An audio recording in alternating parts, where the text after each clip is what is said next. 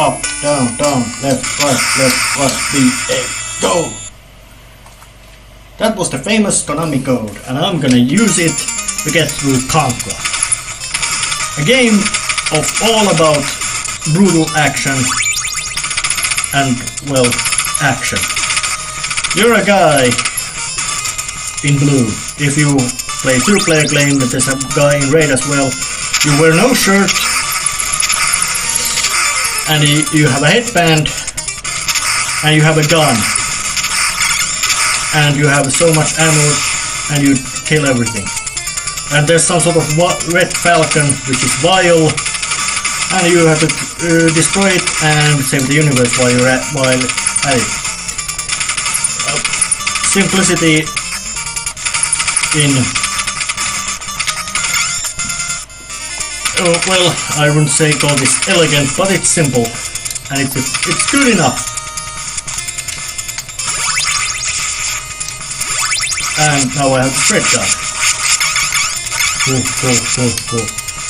Yeah, and I used the Konami code to get through this, to get the 30 lives, just because I did a few practice runs and I died, not either at the second to last or last level, so it was a bit of annoying. So I have no intention of now not taking any chances, but I'm not gonna abuse their 30 lives code using it to plow through enemies. Nope, I intend to use complete maneuvering. It's not a crutch, it's more like a backup. Something not intended to be used, but it's good to have there.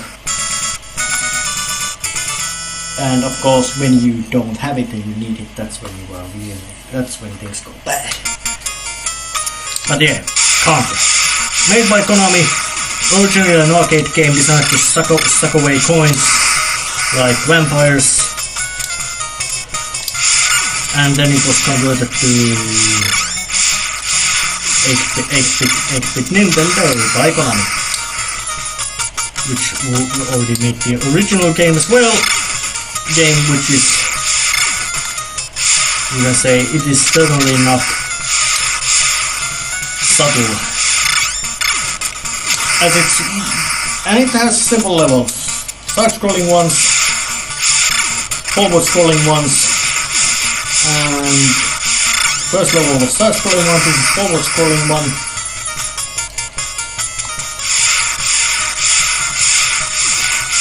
And well, yeah, you also have different guns. You have the basic two-shooter gun, then you have the laser, spread gun, and fire gun, and machine gun. Although the machine gun just shoots is the same as your basic gun, just shoots red bullets with a bigger rate of fire, which made it a bit redundant. That's why I think the later Contra games made it so that your basic gun is the machine gun, and then they just have another special gun. Actually, I personally have played only 2 Contra games, which in Europe, for some reason, or PAL Zone, however you want to call it, they're named Probotector, and these guys, instead of being shirtless guys with machine guns, are robots. And which are still just as scrawny and do same stuff as anyways, except the basic enemies also are some sort of robots too, so not much change, which makes it quite bizarre.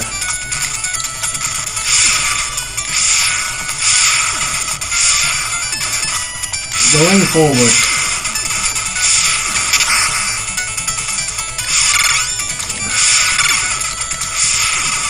and the basic rule of Contra is that everything wants to kill you. Everything. If it moves, it wants you dead. Period. No ifs, ands, buts, maybes, or slightly, or test it out. Everything wants you dead. Simple as that. So, of course, that means as everything once you're dead. There's also no need for you to be discreet or discriminate about your firing. You shoot everything. Everything is meant to be shot.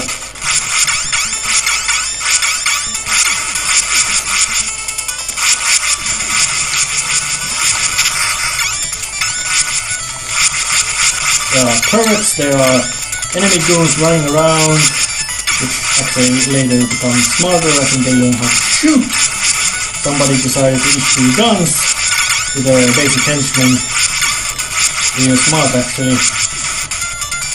First, when you have stunning third-class aliens, first you arm them with whatever slasher movie fitting tools and tools you find around, like axes, crowbars, mallets, sledgehammers, or real tiny dinky hammers. But then you will get them guns, preferably locally made, not any weird-ass alien laser guns. Because if you would have that kind of weaponry, why would you bother to arm your aliens, your troopers with locally manufactured guns? And this is the third boss. Looks like an alien. Spits fire like an alien. Eyes flash like an alien. And it's stupid as an alien. And its head explodes like an alien's head should explode. And of course, when this super macho guy jumps, he throws a flip, a somersault, and not just single somersault. No, he makes multiple somersaults.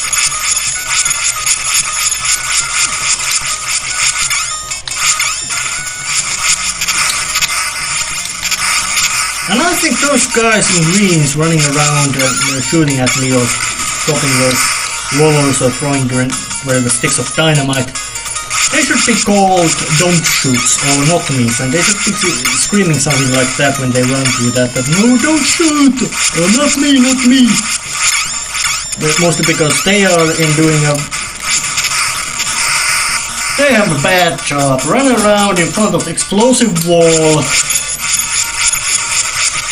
in a place where, well, behind you is an explosive wall, and in front of you is a heavily armed maniac or maniacs armed with big guns, which keep shooting at you. And you don't have any sort of body armor or things like that to stop you being horrifyingly mutilated by this firepower towards at you. So yeah, Contra is all about action. It's an action game. It's a very renowned action game from era when Konami actually hadn't fucked up its entire repertoire. Nowadays they seem to be doing some sort of... Well, they had one of the most brilliant minds of video game industry working for them, but fired him mostly because he used so much money, despite being very certifiably proven to be competent in his work and that. You cost us a lot of money, yes, but this money big money you spent was worth it, you got it back a lot. But they also thought that no, we don't want to invest money, as video games are business, which is inherently unstable and unpredictable. You really can't predict that, even if you would have somebody really genius with a good track record of success. You can't know that they would succeed again. Especially if that guy also has no qualms about using big sums of money to make his the work.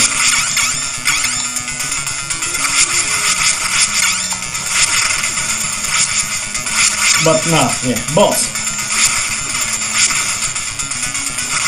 Some sort of weird thing which you fire like things at you. Without spread gun it would be quite difficult and dangerous thing to face, but with spread gun it's actually really easy. which says that Contra has a bit of a unstable equilibrium in that it can be horrifyingly difficult or insanely or quite ridiculously easy, depending on how well you played. Well, yeah, because Triumphant gets back, and now it's all back to basics. Side-scrolling, left to right shooting, rest of the game.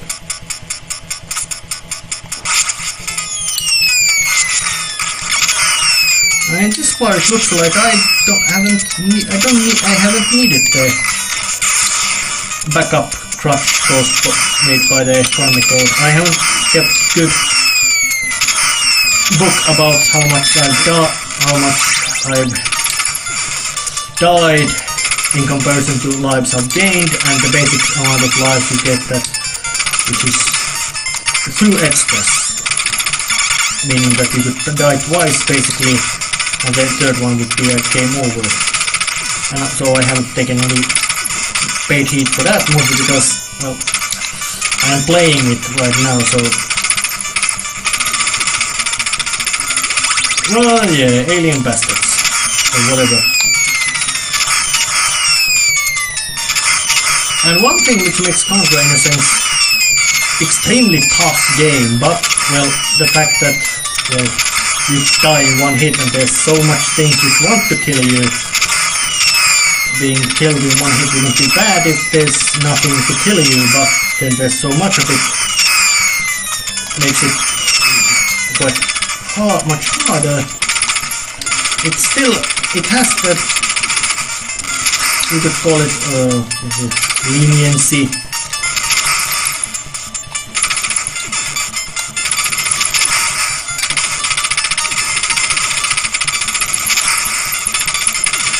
Yeah, now I got the fucker dead. And it also has very good hitboxes, as in that for you to get hit, you really need to get hit. It's not that some little scratch which doesn't hit you would kill you. No, you have to get hit. And of course the hitboxes are also quite well defined. As in, if I would duck now, I would get hit. Mostly because I would be ducking right towards the bullets. Come on, die! Die. It died. Good.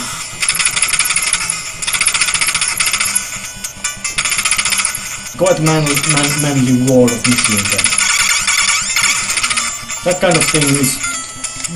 Contra started actually very good. Not, I wouldn't say them to be the most fanciest visuals of the era. I think this was what, late 80s NES game, which means they hadn't yet gotten to complete understanding of what the machine could do, and didn't have the expertise to push its performance to the really far, as in some other later games, including from Konami, were really able to push the performance of NES to the really far. But Contra doesn't do so. It's quite simple. Just get the...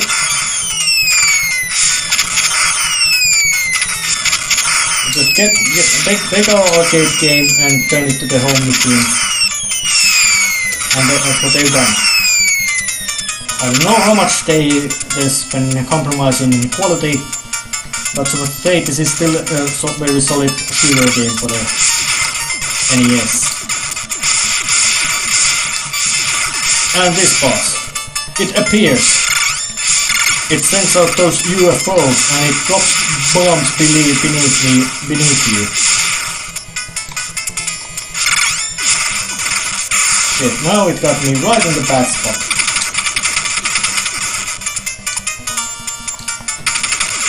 But now it does.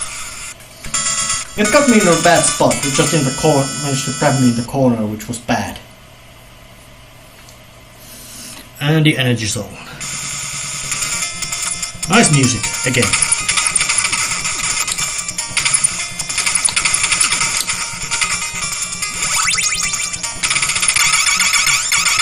I actually don't really know well, knowing how badly Konami has been blundering around during for about, well, few years. You really wonder that how are they gonna do it? They have great IPs, intellectual properties, in their bag, and they've still managed to quite badly blunder around. It might, worst case is that the whole business, the firm goes down to hell, and their whatever their IPs get auctioned and most likely go for the sale or whatever, and things go bad for the players, that is to say. Not for those who bought them, but of course, if the guys who bought them actually bought them so they can use them, is completely different than the guys who just bought them just because, hey, we want to buy it, we're gonna use it. No, we just like to have it. So you just buy something to sit on it. Yeah. What's the point in that? I don't know, but hey, we got it. So yeah. Actually, it looks quite much that many, well, really competent game maker or business guy or game designer in Japan has gotten been into a bit of a scuffle with their employer. Mostly because, well, Konami's case with Hideo Kojima is possibly the biggest example of, yeah, he's a brilliant man at his work. Nobody could deny that. But bad thing is that also he knows that he's brilliant at his work, and that kind of person is possibly the worst kind of employee you might even theoretically have. Someone who is absolutely brilliant at their work, and they know it, and it means they also use lots of money to get really good work done.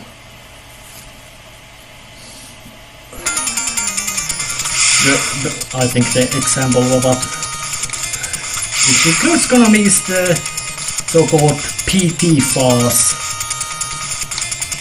current generation horror game with design from Hideo Kojima, and which is to say, really good at game designing, and Guillermo del Toro and Junji Ito, a famous horror mangaka. Yeah, three great minds in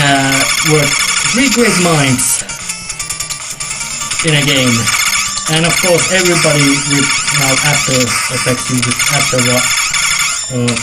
hindsight, you could say that it would be too good to be true, because even if those guys wouldn't have any sort of quarrel that they could get the work done without anybody going berserk and screaming at the others and ripping their heads off, it would still be very expensive to get that kind of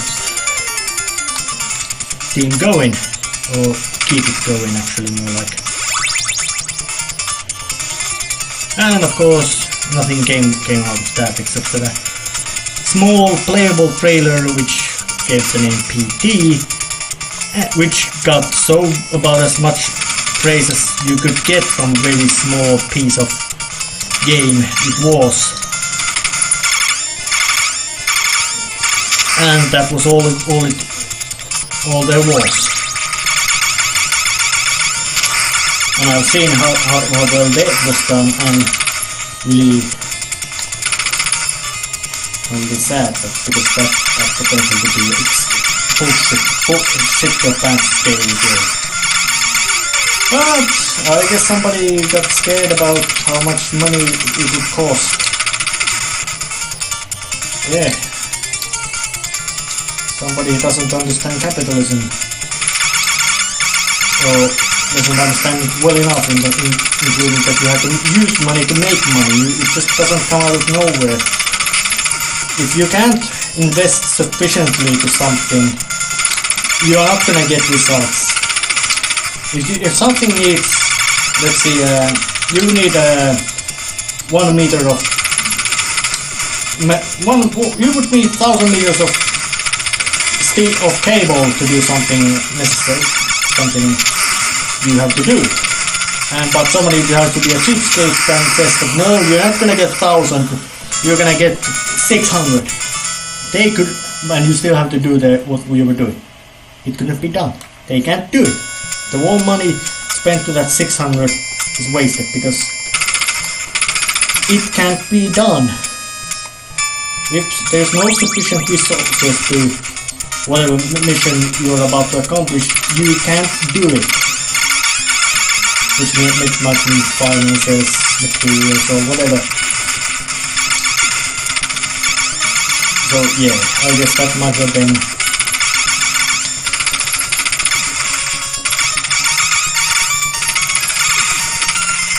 Oh yeah, but here, stop playing, talking about something else, and there was an ugly alien bastard thing. This is the final stage, alien lair, and this place looks real creepy and unpleasant. Having those spitty alien mouth thingies. The visual design, despite being in a sense simplistic, really still makes a good sense of alien and horror appearing. But now I have the game-breakingly powerful spread gun, and any of those spitty alien things just can't do shit to me. Methodical approach in Contra is perhaps the best way to do it.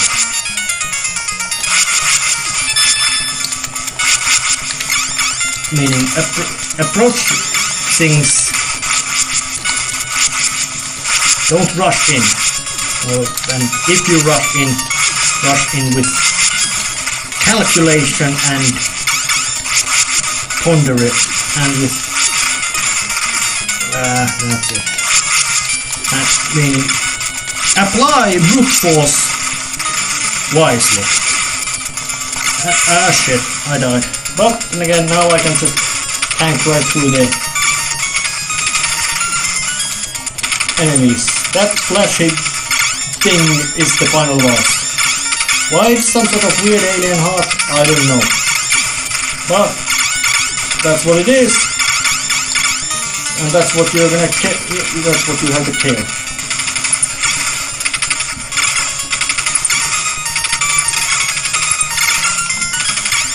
And I believe that this is the... It's... Processing... Contra is quite evenly difficult game. Well, no, it just can't do shit against me. It does. Yep, Contra's gone through. Alien heart is boomed to hell. We're in the island with helicopter and the island explodes to hell. Why does it? I don't know. It's cool.